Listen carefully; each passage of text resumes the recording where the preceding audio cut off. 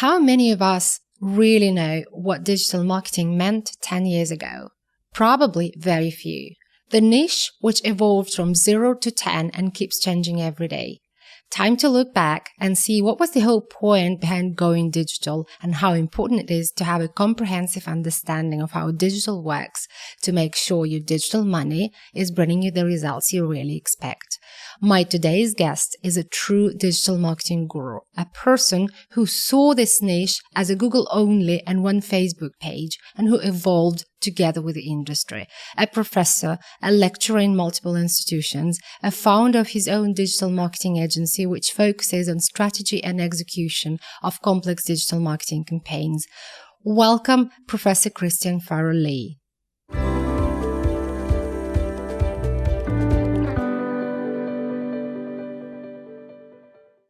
Christian, thank you so much for coming in and participating in my B2B Marketing Now podcast.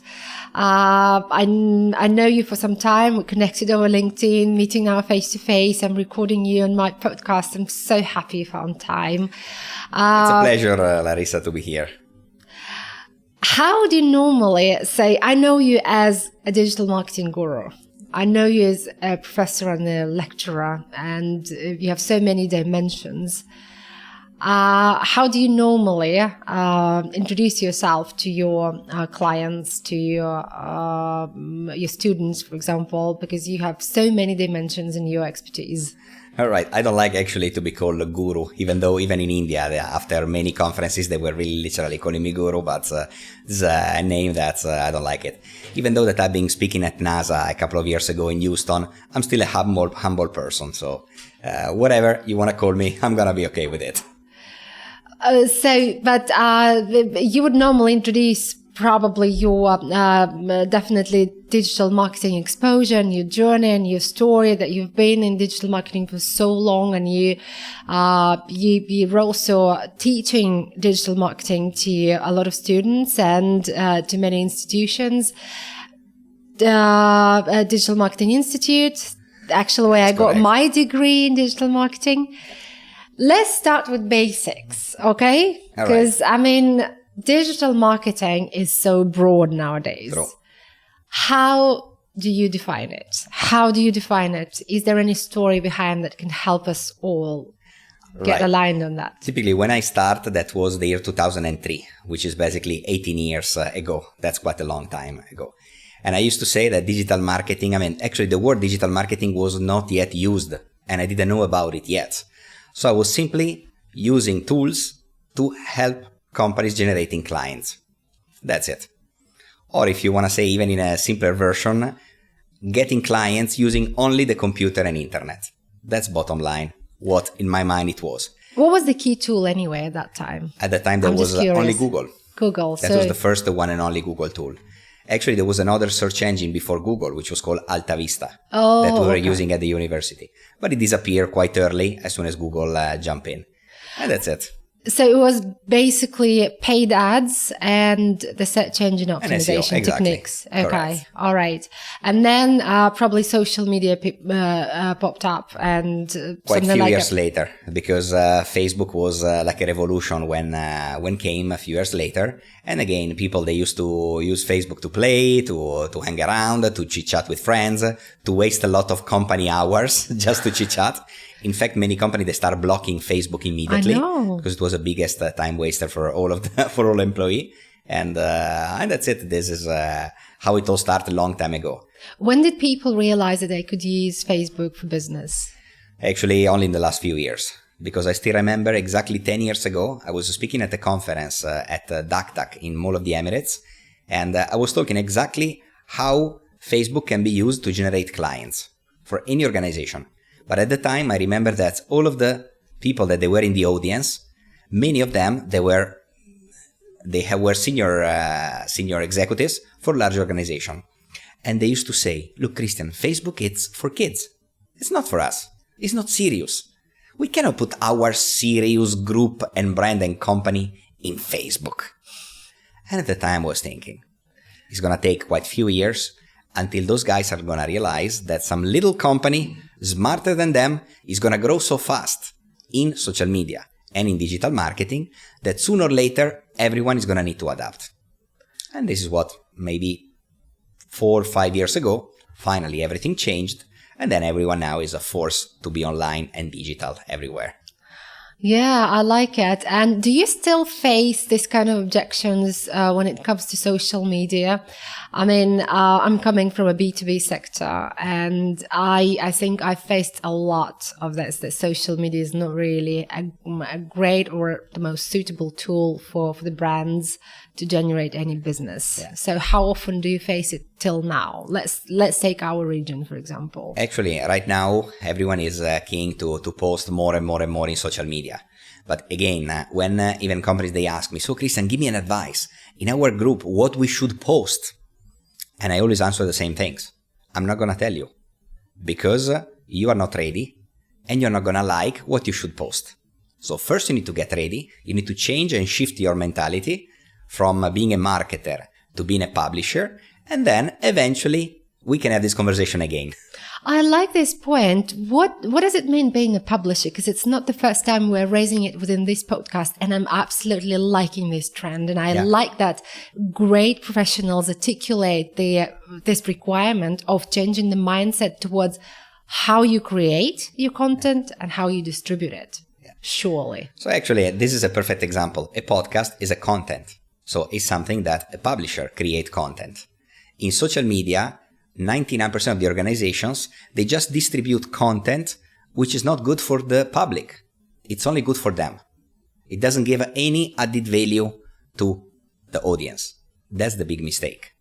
So you mean it's more of a product driven, let's say. We think as a brand that this content is great for our audience, or we're just posting it because we have created it and it's about our product, it's about our brand.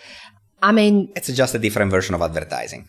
It doesn't exactly look 100% like an advertising, but it is 99%. Like and that's what audience they don't like. So think in terms of content, what people would pay to get so much value out of the content that the company should distribute. That will give you the idea about what people like and what people don't. Yeah, it's bringing me to another question that I was going to discuss with you. So one of the things that companies are conscious about is how to achieve that really hype level of personalization or whatever they're posting, and is very, very much linked to how well do you know your audience, how well do you understand what their interests are. And I think it also links to your point around become a publisher. So unfortunately, social media is too much driven from marketers. That's the big mistake. And the more experience is the marketer, the worse is the result that is going to get out of social media. Unfortunately, because social media is something for people, to have a conversation between people. And when you are a brand and you just communicate in one way direction about your stuff, your product, your services, how good, how beautiful you are, nobody's interested in something like that. It's like I come to this podcast and the only thing I talk is about myself and how good I am and how many services I can do and how amazing I am. People will leave immediately. But that's exactly what companies are doing in all of the social networks, from the first to the last one. And that's why they don't get any engagement at all. I agree with you that social media is a lot more about communication and a conversation, right? That you're having with the audience. So also think why we have 2 ears and 1 mouth. Because we should listen twice as much as what we speak. But in social media, it's only about blah, blah, blah, blah, blah, me, blah, blah, blah, blah. And that's why customers, they are not interested in that. On top, there are so many organizations now on any social network. Basically, the game become a challenge to get the attention of the customer. It's not anymore about showing how good we are, but it's just about getting the attention of the customer, to convince them to spend a little bit of seconds or minutes with us instead of with anyone else offering something amazing else. Yeah, so it's all about how you make your customers and audience feel, and what have you done for them to at least refer to your content. I think that's very, very important for sure. And I know, your agency is pretty much numbers driven. So it's got to do a lot with knowledge of the audience. So what are the probably methodology that you're using when you're working with clients from the perspective of how do you approach a new project, for example? So I know so for you, numbers and different graphs mean a lot. So if you can elaborate on that. We have typically two approaches. One is the standard, I call it the doctor approach. You go to the doctor, you show your pain, and they give you the medicine. And that's what we do sometimes with some clients. They tell us, look, we need this. Good, we give that. We need this specific campaign. And we do that. That's it. Nothing against that. But with a little bit larger clients, or clients that they want to really understand how does it work and they want to have an impact in the market, in this case, we have a strategic approach. So we analyze the current situation. So we spend quite time with them. Typically, it's from 1 week to a month. Yeah. Now, with huge organization, we even go 3 to 6 months of purely consulting approach, where we go from A to Z, understanding everything what they're doing and what they did so far.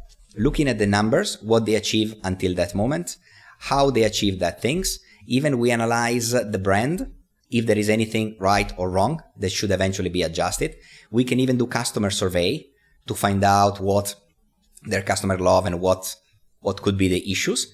And then we plan together with the company the to-be scenario. So where the company is going to be in the next 6 months to 1 year. And then we prepare the roadmap with all of the digital activity that need to be done to achieve that specific goal. And then we help the organization execute the roadmap. Now, sometimes when the organization, they don't have any internal capability, we do 100% ourselves. Then when the organization, they have some internal resource, we evaluate the resource and then we work with them. In another case, when they already have some existing suppliers, we can even direct the existing suppliers. That's not a problem at all. That's a more consultative approach.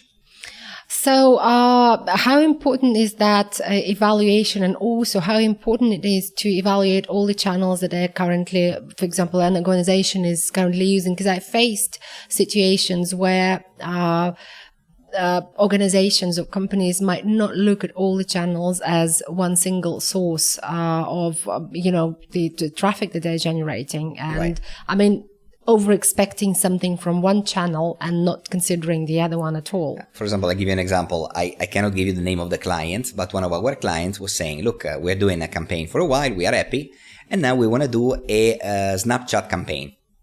And then we say, look, for your type of business, for your type of clients, Snapchat is not the right client.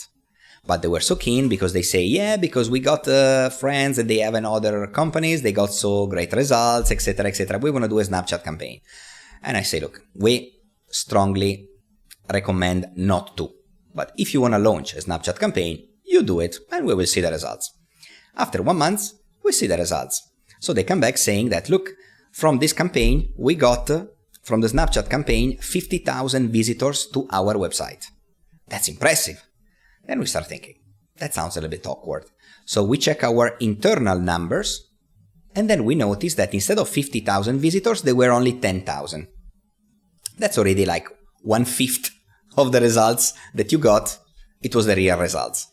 And then we start digging down more in the data and in the numbers, and we realize that out of 10,000 visits, only 1 visit generate a lead.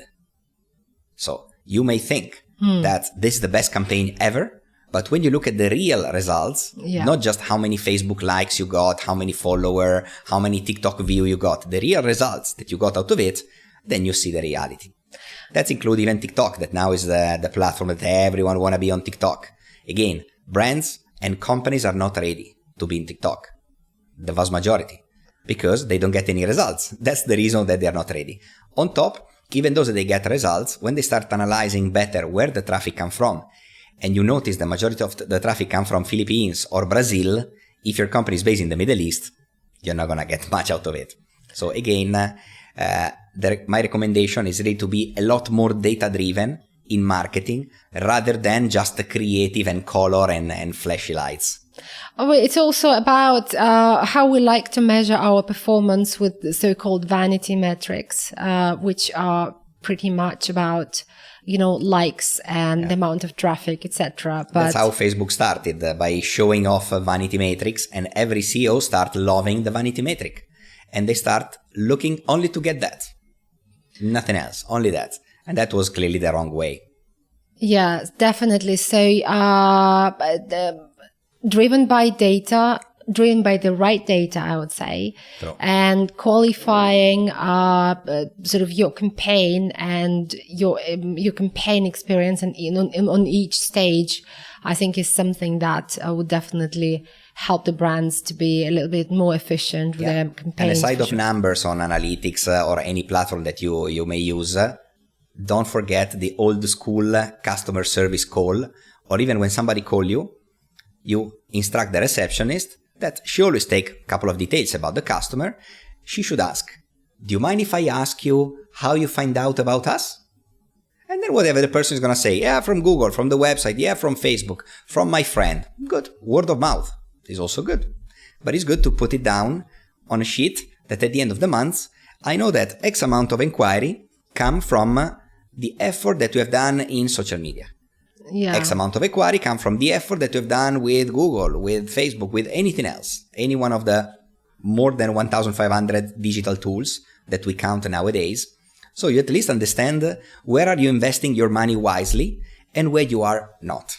This is definitely a very important part of the exercise when you analyze the data. It seems to be like a very small question, but it is definitely a critical one to see where your major leads are coming from, let's say. Right. So I want to ask you about something related to digital marketing services as a business that monetizes. So I know brands prefer, in a lot of cases, to outsource digital marketing function to a remote location. And when it comes to getting the services from a digital marketing agency, for example, I know that this is a very often situation. Like, people are trying to make it at a lower price, and therefore finding different other ways, people who are not located in the region. So what's your perspective on that? So for me, there are some activity that can be done anywhere else in the world. There are other activity that they couldn't be done anywhere else. Because, for example, when you talk about a brand that is distributed, let's say, in the Middle East people are a lot different than Europeans, or than Indians, or Pakistani, or Chinese, or Russians. So here there is a melting pot of cultures. But even an Italian in Dubai, think very differently than an Italian in Italy. So if I take an Italian in Italy and I'll tell them, launch my campaign in Dubai, he's going to do the things that for him is good. But in Dubai, he's going to get no traction. I'm going to ask an Indian, launch a campaign for Dubai. In Dubai, there are a lot of Indians as well. But an Indian in Dubai is not like an Indian in any remote or in Bangalore or any other city. So if you don't understand the culture of some place like Dubai or UAE or the Middle East, it's going to be very difficult to understand what works, what doesn't. For example, even inside Dubai, there are so many areas. You cannot launch a campaign and target Dubai. That's wrong. Somebody that lives in a villa in Palm Jumeirah has a completely different mindset from somebody that lives in Karama. So this, first of all, it's a big gap that somebody which does not understand, is not experienced with Middle East, with Dubai for a while, he's not going to know. You ended up wasting so much money into wrong campaign without even knowing why the campaign is not performing well. You're not going to be able to optimize that type of things because you don't get the basics. So what is your methodology here? So how do you tackle this particular challenge of, a very precise, probably targeting within the campaigns? There is, in the traditional marketing, you do very well the persona exercise to know exactly who is your target. And you prepare the full description of who is your target. In digital marketing, typical people, what they do? They launch campaign. They just put themselves on the computer, boom, boom, boom, and launch, without thinking who is the real target audience. So when you mix those things, then is when you get good results. When you really do the online persona exercise, then you understand exactly who your customers are, where do they live, what do they do, how much free time they have, in which platform they are most of the time, and then you use the right platform to target them. Because as much as we know that everyone is in Facebook, because Facebook, it's the largest platform ever, but at the same time, we don't use Facebook at the same time. Yeah, definitely. As a CEO, I use Facebook very rarely, only for business-related purposes. That's true. Even once every now and then, maybe, I look at something or I post some pictures so my mom in Italy can see my kids, etc., etc.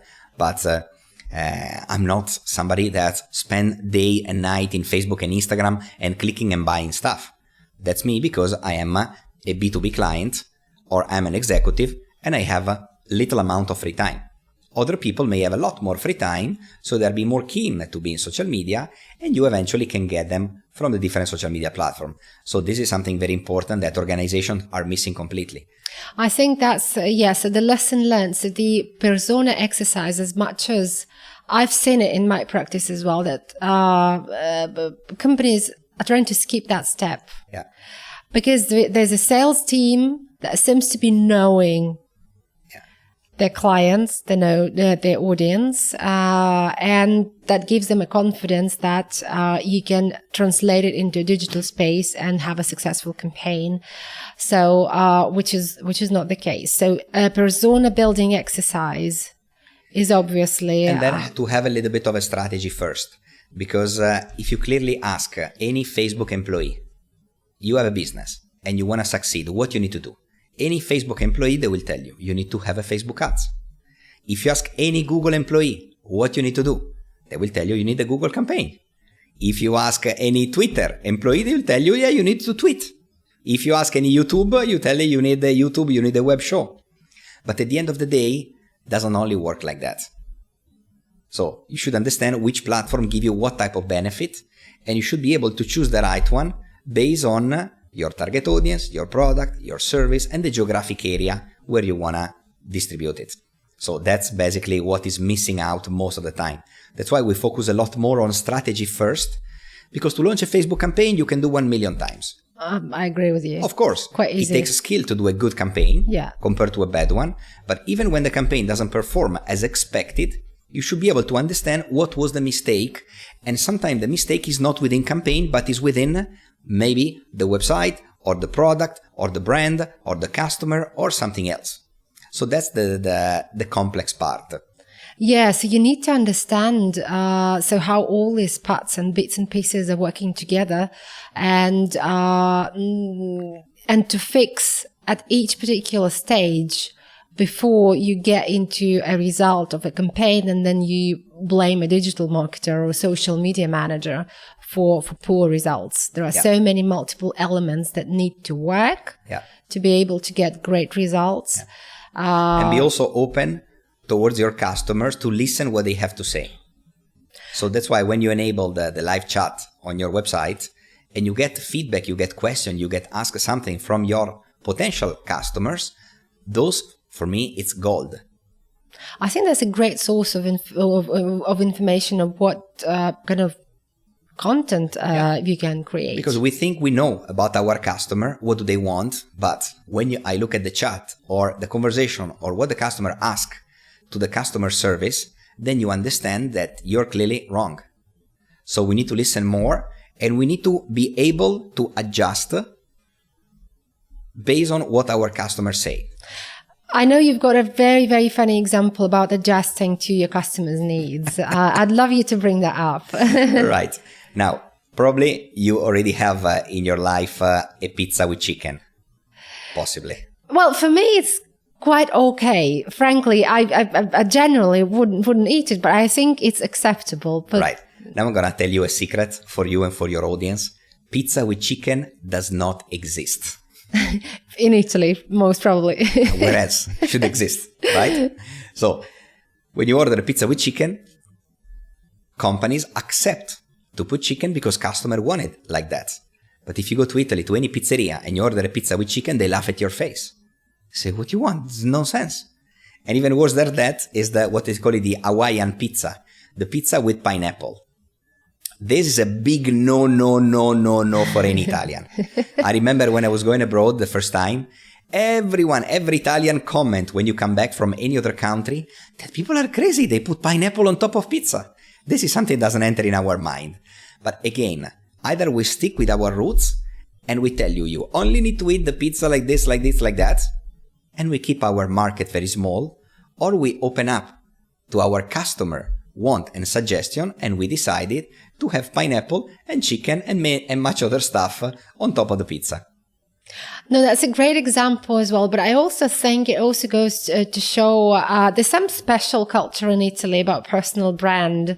So, and about things that are very, very culturally typical. So, so we know a lot of Italian brands that are linked to a personality. And I am personally, I've seen a lot of businesses nowadays that grew up from a personal brand. So what personal brand means in Italy and for you specifically as right. Yeah. Actually, I started thinking about this a few years ago because I realized that when I was speaking with other marketers from different nationality, I realized why those people, they don't think exactly the same way that I think. And I realized that is for sure the fact that I was growing in Milan, the city of brands.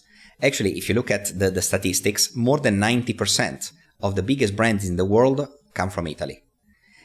And I mean, you look at not only in the fashion, in Versace, Dolce & Gabbana, Armani, you name it, Gucci, etc., etc. Then you look at even the car industry. So like Lamborghini, Ferrari, and so on and on and on. In the motorbikes, Ducati, Bimota, etc., etc. So the fact that I grew up with surrounded by brands probably helped to shape my idea about brands and about how to build one of them. And then I realized that in internet, it's all about digital, but there isn't too much brand. And this is the biggest clash between traditional marketing, that they want to build a brand, and digital marketers, that they just want to get traffic and Facebook likes. Absolutely. Yeah. Where's the balance? So what I realized is that the biggest brands were human, that they have an amazing story, and they become a brand later. If you look at Versace, is the story of Gianni Versace, which they found and create Versace brand. Right. Ferrari is the story of Enzo Ferrari. So he's the guy that was creating car and was creating a racing car, not for the road, only for the race. And then Ferruccio Lamborghini, and so on and on and on. So D&G, Dolce & Gabbana, is the story of Domenico Dolce and Stefano Gabbana. So they become a brand later. In the modern industry, companies are created with a logo, and we call it brand. Yeah. But the brand is never easy to work with, because you may like a brand, but you're never gonna love it. To love a brand, the brand must become human. Yeah. Once become human, then you may eventually love it. And that was the job that Steve Jobs has done with Apple. He created Apple, but he was putting his face in front of Apple every single time, in every single presentation. We would have never loved the Apple logo just like that. We loved what Steve Jobs put in it. No, 100%. So the balance is the human eventually. Yeah. So and the actually balance... the startup founders, they are themselves first. Why you buy that type of, you download that type of app? Because there is a founder that make you love it that way. And then you look at companies like Virgin. Now it's a Richard Branson face. And then you look at, even Microsoft realized ages ago that Apple was making the brand human. And that's why even Bill Gates was appearing more and more and more on stage, on events, to humanize Microsoft. I agree with you. So it's so the balance between what I want to serve my audience, but at the same time I want to keep my brand is actually a personality or a set of personalities, and that's a great point. And I think I've done also an exercise sometime with brands. Even I've been working with Nissan, Infiniti, Renault, and we took an example. We took the guys, salespeople, and some of them, they post in their social media the brochure, the latest perfectly, graphically perfect design brochure of the latest car. And others, they post a selfie taken with their phone and the car on the back. Oh, absolutely. This one is going They get viral. 10 times at least more engagement than the best brochure ever designed by the best graphic designer. So we understand that marketing is shifting heavily, but companies, they still don't get it. I think it's just it's more about how to integrate this culture into a larger organization, and how to to protect your brand standard and branding in general, and also allow a lot more people to represent your brand in the public space. I think it's more about the journey that has to happen. And I think, well, I've spoken to a few of my guests, and I understand that this culture starts to really picking up nowadays. Yeah, and companies, they still are afraid to lose control of their brand.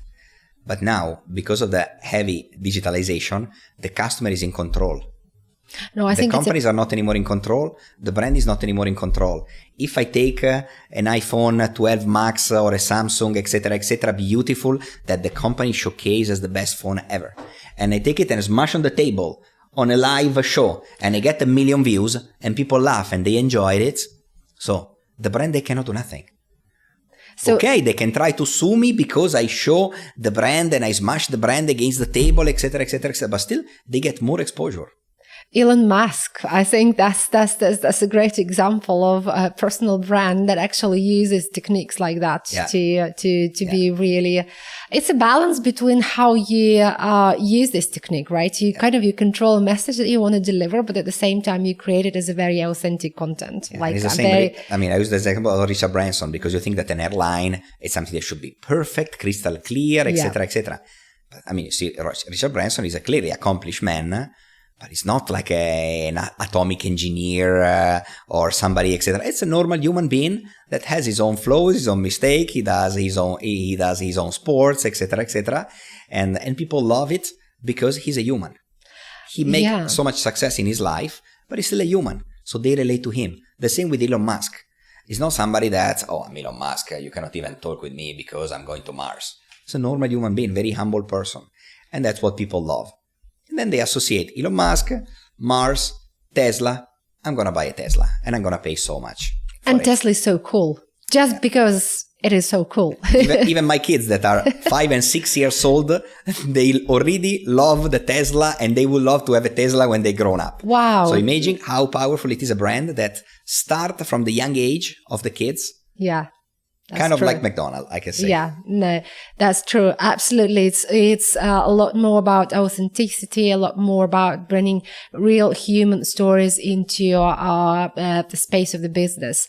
And speaking about human failures backstage, different types of stories. So if you look at your own journey, maybe you've got like a few client stories in mind that were a milestone in your digital marketing business, that taught you a lot, that showed you that you need to change as a business, you need to evolve, etc. So maybe a story like that.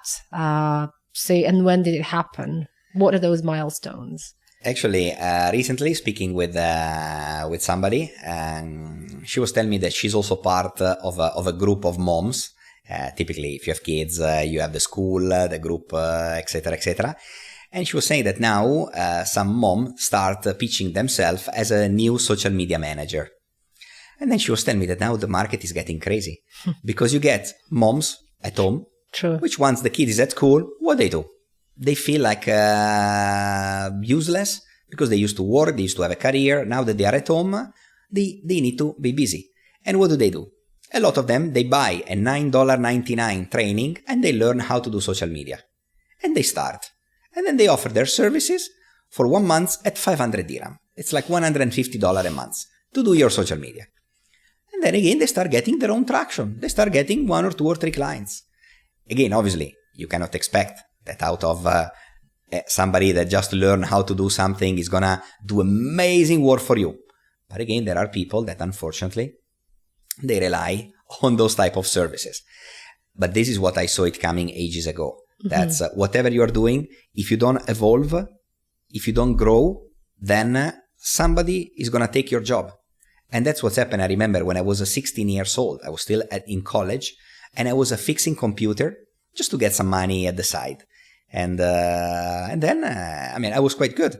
And I remember that once I was in a company, and there was the equivalent of the modern IT manager that actually was like 40, 45 years old, and he was not able to fix some problem. And I was 16, and I was fixing his problem. And that time I realized, wow, this technology goes away so fast that maybe one day I'm going to be the 40, 45 years old man, and there's going to be one 16 years old teenager that's going to eat me alive. So that's why I realized that technology is evolving so fast. So I need not only to learn in the same field, but I need to grow at a higher level. So then I can keep a lot of other people like me, work with me as a partner, as an employee, as something. So at least I'm still going to be valuable. And that's why ages ago I started speaking at conferences, I started teaching, and actually many years ago I remember I've done a certification for university professors to be able to teach digital marketing. Right. Because I know that I need to keep myself ahead of the curve for quite a lot. So actually, I wrote a book also 1 year ago, and that now has been quite around, and everyone love it. Because the title is The Pizza Guide to Digital Marketing. Oh, lovely. Yeah, it looks very, Obviously, it sounds, Italian. Absolutely authentic, yes. And it's very funny to read. It's not just a manual, very boring, etc. It's full of a lot of funny stories that help you understand digital marketing, even if you're not into marketing. Because all of my students has been always coming from any kind of background. From IT, from tech, from even master in marketing, even CEOs, business developer, salespeople. So everyone was coming from even I got pharmacists, doctors. I got you. Yeah. So basically, so it's also, I think what I've heard from you is you have to niche you down. You niche yourself down pretty quickly. So you need to understand who you're serving at what particular time. And so what are those skills that you think digital marketers, or maybe those who would like to still get into that area, need to master in the next, let's say, 3 to 5 years? Because I wouldn't take more than that. Right. My biggest advice for everyone is that you need to be so passionate about a topic to start going into it. Because we see that more than 80% of students, few years later, they ended up working in something which they did not study for. Most of lawyers, they ended up having a business and doing their own business, nothing to do with legal. Even doctors, they have different businesses and they don't operate as a doctors. So clearly, when you want to do something evolving and so fast, you need to be extremely passionate, because you're going to need to dedicate a lot of hours of your time in learning new stuff, in understanding, in participating at events, because these are skills that nobody can teach you in a normal school, even in a university, even in a master. Now, you have done effectively the Digital Marketing Institute, which is not a traditional school. It's something that you do aside to learn a specific topic. And that's why, because I'm one of the lecturers of Digital Marketing Institute, I get exposed to all of the latest material created by the biggest digital marketing minds in the world. And that's why by teaching that, I also learn how the latest things works. That's why one of my motto is learning by teaching.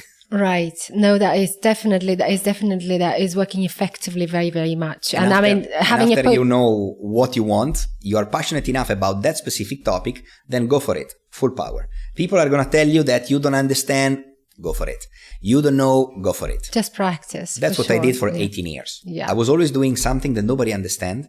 And even actually when I did my first campaign, when I was working for Oracle, I was in sales. But when I realized that online there are so many things that can be done, because a company like Oracle, with so much crazy technology, top-notch technology, the company that invented database, they were not using any technology to generating sales. We had Oracle CRM, okay, to help managing the sales. But to generate sales, no technology at all. And then because I'm an IT engineer, then I realized I can use some of this internet and computer things to get some clients out of it. And then when I read around, and I realized that there is a Google and you can do campaign and stuff like this. And then I realized that's cool. So I spoke with my manager and he told me, that's a good idea. Let's go to speak with marketing. And actually at the time I was in Ireland, in Dublin, Right. where there was the EMEA headquarter. So Europe, Middle East and Africa. Right. The headquarter was in Dublin, 1,500 employees. Yeah. And when I spoke with the marketing team, they told me, yeah, but we don't do this stuff. Say, why not? Say, yeah, because we would need to ask to the headquarter in Silicon Valley. Say, okay, ask. Say, no, we cannot. There is where Larry Ellison, the chairman, work. We cannot ask these things. Okay, and it was left like that. And then my country manager, he told me, Christian, if you want to do a pilot, how much money do we need? And I say, 200 euro. I say, only? And how can we pay? I just with a credit card. And he gave me his own credit card, his own American Express. It's a corporate card, up to 500 euro per day. I'm the country manager. I don't need to ask anyone. Just do your things, try. Like that. And he trusts me, and I start creating campaign, and I launch campaign, and we start getting more clients. So this was 2003, when nobody had an idea about what to do, how to do anything digitally. And that's, for me, was one way. Right. I was always doing crazy stuff. Right. And I remember that few years later, I was still doing it. Then even I moved to Spain, and I was doing exactly the same things for Oracle in Spain. And then when I moved to Dubai, when I asked, even, can we use some online marketing tactic? I used to work also for Al Habtoor as a sales and marketing director, but there was already some people handling marketing, and they told me, no, this is something that's, we don't do it here because people, they don't buy real estate online, etc. Of course, yeah, they would say so. And then I was launching campaign anyway. Yeah. Without telling anyone, I was still doing it because we're getting so many leads, so many inquiries, so many sales. For me, it was a shame not to do it. So it's something that you see that something works, keep doing it. That's the right way to do it. No, absolutely. 100%. I agree with you. So you have to pivot. You have to definitely be brave enough. And especially now when we are living in the time of change, braveness, readiness to try has never been important. Has never been more important. And I think that. And if you do what everyone else is doing, you will get the results that everyone else is doing it, hopefully. Because you're not so experienced as the other, so you're going to get less results. So if you want to get better results, you need to do something that nobody else is doing. That's why I cross industries. Let's say telecommunication is one of the most advanced sector in digital marketing. Right. And I take a lot of tactics that work perfectly in telco and I apply to other sectors, like healthcare, for example, which is quite behind. Yeah. Banking sector, finance sector is a lot behind. Right. Pharmaceutical is ages behind because they grown up with different tree. But when you apply the same tactic that work perfectly in telco to other industry, you blast. Of course, you need to get the buy-in from the senior managers because they see that you're doing something that they don't even understand. It's beyond their comprehension. So there should be some pilot projects and then again and again and again until it works. And I've been teaching so many telco operators in the Middle East and even outside of the Middle East that I've seen not only what works for them, but even what are their challenges. The challenges that the other industry they will face in 5 to 10 years' time. Right. So what are still those typical misconceptions about digital marketing that still sort of exist? Like people take digital marketing for what?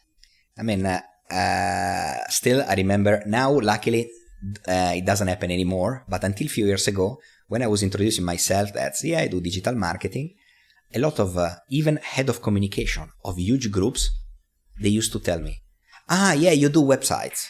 We don't need a website. We already have one. Got you. So I was thinking, they are so far away. And then in other cases, I do digital marketing. But we don't have e-commerce. We don't need it. I was thinking, what? Or they say, so you do social media. And still I have a few, even friends, who are still good friends, that after so many years, they introduce me as the social media guru. And I think, I don't like even social media. It's one tiny little bit of the entire digital marketing umbrella. Yeah. But in the mind of people, digital marketing. Yeah, Facebook. Yeah, you're the Facebook thingy. All right. So it's obviously a lot not enough mainstream. No, I understand what you're saying. So, and I think it's great to have people like you in the industry bringing actually some light to the whole framework of digital marketing. That's what I, for example, loved about my program at Digital Marketing Institute, that they give you the whole framework. Yeah. It's a very comprehensive program that gives you the full picture of what the ecosystem is. Yeah. And then you can narrow down your skill to something that you feel natural about, right? Yeah. But I mean, you have the full picture in mind, which is great about programs like that versus some kind of, small courses that would give you only a tiny bit of some hard skills rather than, the visionary. And then, you were talking about the Digital Marketing Institute. If any one of your follower is looking to learn, please choose as a trainer somebody that has been doing this for a very long time. Because now it's easy to say, I buy a book, I learn some stuff, and next day I'm an expert and I'm a trainer and I teach you how to do stuff, pay me $50 and you will learn. Depends what you want to get out of it. If you want to just get the idea, you buy a book and you get the idea. You buy my book, you get the idea, and that's it. If you really want to learn, then you need to find somebody that has been doing this for a very long time, and they can help you understand the entire ecosystem of digital marketing. Right. Otherwise, you're going to simply understand how to switch on your phone and off, and that's it. But you're not going to get nothing out of it. Absolutely. So, and if you look at your journey in digital marketing or in digital marketing services business, but I understand you also have got some corporate experience. So what would you change? Would you change anything looking back? Would you stay and probably do some IT job instead? Definitely not.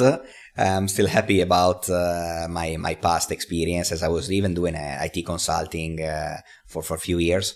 Actually, I was the fourth employee to be hired by the largest telco operator in Italy to develop websites and sell websites to their largest clients. Mm-hmm.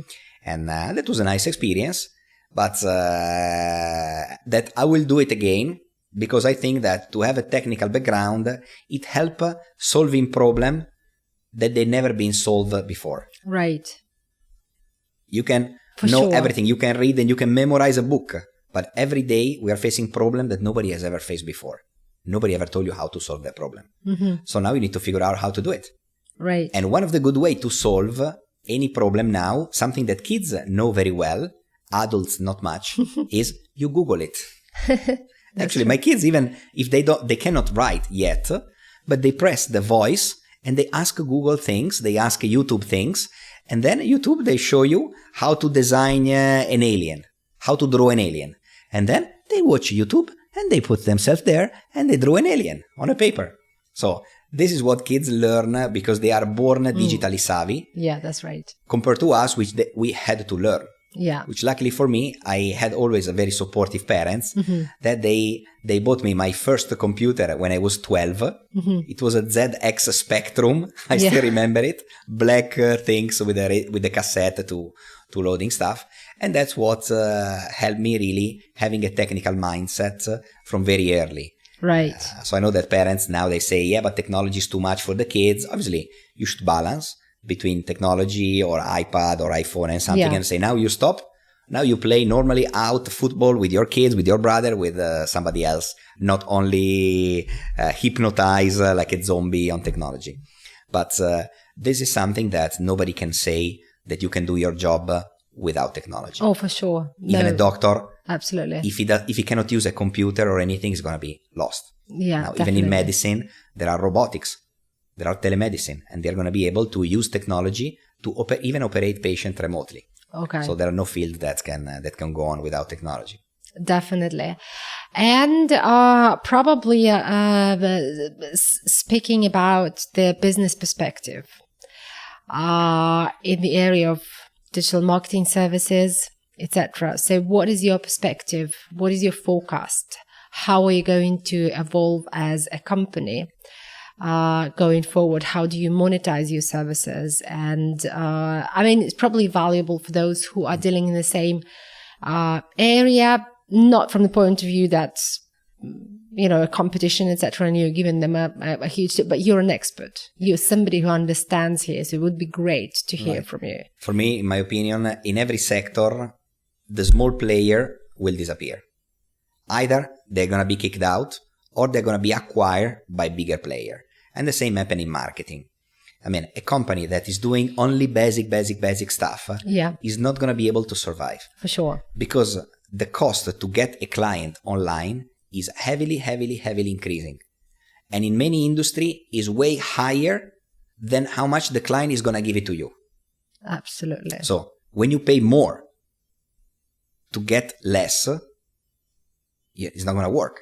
You spend more to get a client than the money that the client is giving to you. Absolutely. So if you're offering the services that the price keeps reducing, if you're not evolving. Exactly. If you're not good enough in marketing, you're going to waste, you're going to lose, and you're going to fail. Another topic is that you should be able to keep your customer loyal. Because once you start understanding that a customer buy from you today, and you could and should have him buying from you more often, then is when the return of investment happen. Then when you pass the break even. When at least you know that to get a customer for this is going to cost me $300. Yeah. And I make only $200 profit. But I'm so good, I'm going to keep my customer happy and loyal. And after 1 week or 1 month, it's going to buy more from me. So then when I'm going to make my profit. No, I absolutely agree with you. So we need to think at marketing in a more financial way. Totally. And also about the value that you're bringing as a company, right? So the marketing ecosystem as it is, it keeps on growing. So you have to acquire the necessary skills that you lack. And especially things like pandemic of last year. Imagine how many marketing agencies were focused on providing events, let's say face-to-face events, right? It's not like it's changed dramatically, but this particular part has transformed and it's going to keep on transforming. And when it comes to traditional sort of marketing.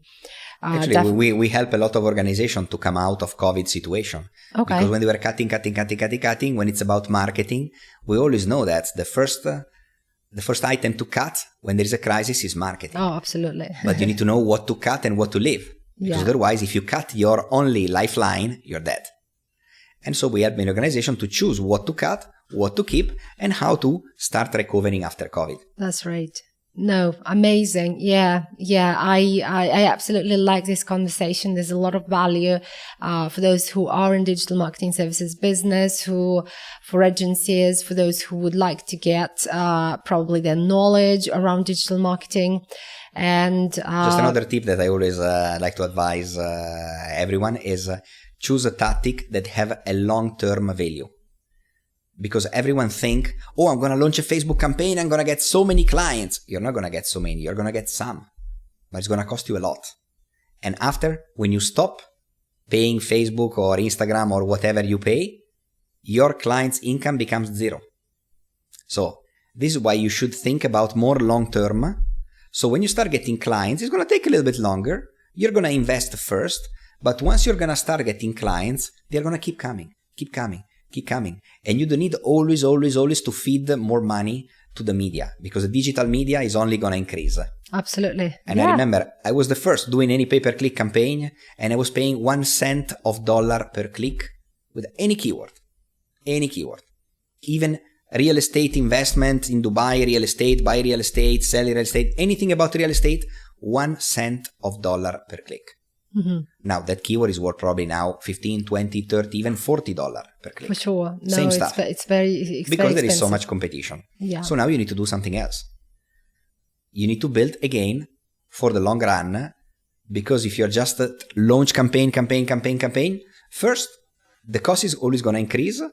Your competitors, they're always going to increase in number, and they're always going to do the same tactic. So it's just about time until your company is going to fail. Surely, so you have to be always on the edge of what is the most efficient way for you to acquire clients online. I think and that's the beauty of working with somebody who can consult you on what's latest. Yeah, I think that's the also beauty of having the right partner in this particular area, especially when you're serious about your, client acquisitions through digital channels. It's surely something absolutely important. Thank you very much for this conversation. It's been totally valuable for me, and hopefully for the audience as well. And I think we'll keep on raising, those are different subjects around digital marketing. Surely, thank you for finding your time to come for the episode. Yeah, welcome, Larissa. Yeah, great. Amazing. Yeah. And I hope that all of your followers, they got a lot of value out of this session. Surely they will. Yeah. Wonderful. Thanks for watching us, and thanks for staying with us till the end.